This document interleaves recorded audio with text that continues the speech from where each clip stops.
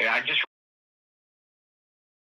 remember how much pleasure he took in the kind of the horror of the situation. Yeah. Well, I'm trying to just get a sense in terms of, because it seems obviously that obviously they knew about Trump, that Trump wouldn't just like stand in the hallway and cool his heels. It's the sort of situation, Right. like from what you've described, what I know of Trump, that Trump would have wanted to hear what was going on or watch. That's possible. I can't remember the exact layout of the room. Or that and, Trump you know, just wanted, like or Trump just wanted you terrorized when Trump came into the room later. It definitely wanted me afraid. Yeah. There's no doubt about that. And if that was to do with his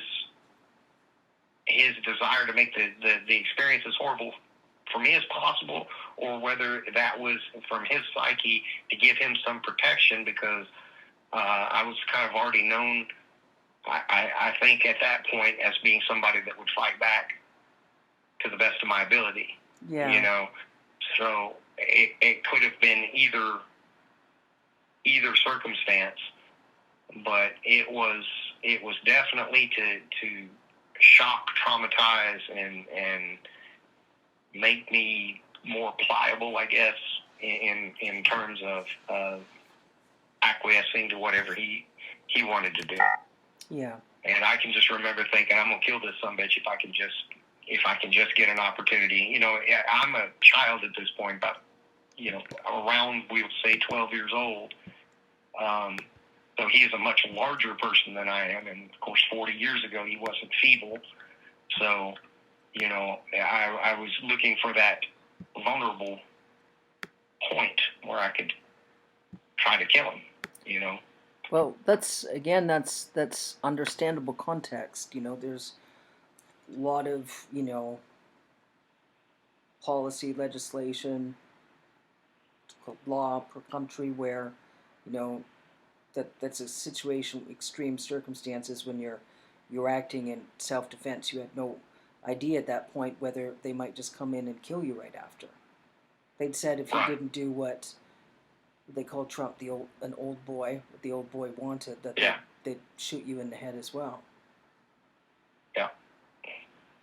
Yeah, they never said his name, I can tell you that, but I recognized him, and then I didn't see him until a number of years later on Lifestyles of the Rich and Famous. I don't know if you remember that, with Robin Leach. Oh, yeah. But I saw Trump on one of those episodes, and I knew that was him. Yeah. So at that time, I did not know that this is Donald Trump. It's just that later when I saw him on the Lifestyles of the Rich and Famous, and I said, well, I know that rich asshole. You know, because in my mind, even as a child, you know, they present on TV, you know, these rich people being, you know, something that you want to be. But from my experience, human beings on planet Earth. Yeah. Well, you know, there are folks that are financially wealthy that aren't as utterly, horrifyingly malevolent. You sure? Right. You sure? My adult me knows that, but there are a lot.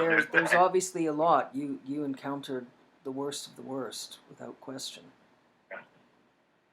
I am hopeful, though, that they have already made one connection, and if they do any more digging, all they're going to do is find more connections. Yeah. Because my dad has been involved in that sort of activity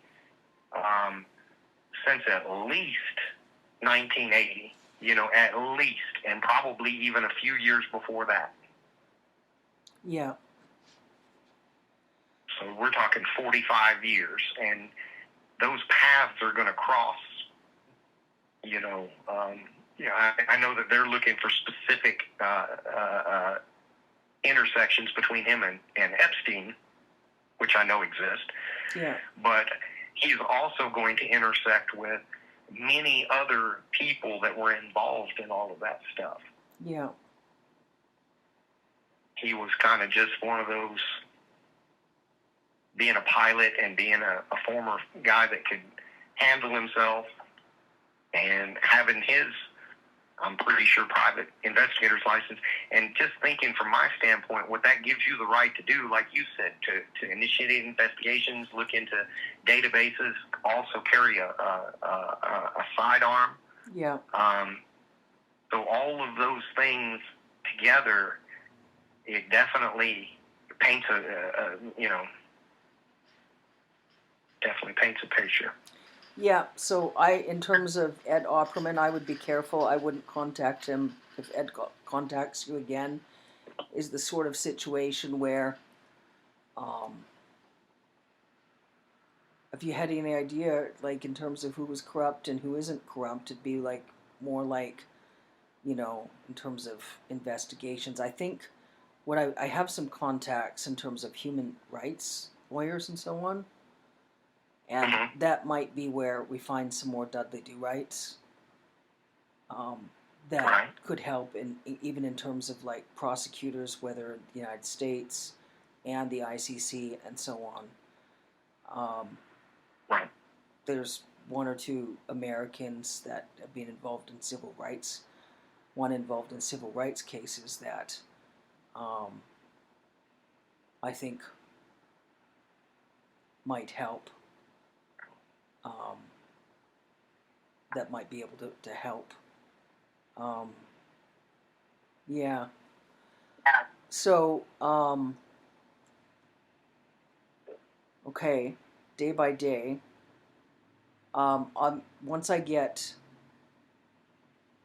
sort of a preliminary list during the next couple of days, and I'll get the audio files. I'll look at them, get them sorted, look at getting them uploaded onto a Proton drive, and just sort of simmer with things. We can sort of go through the list. I want to just sort of go conversation by conversation.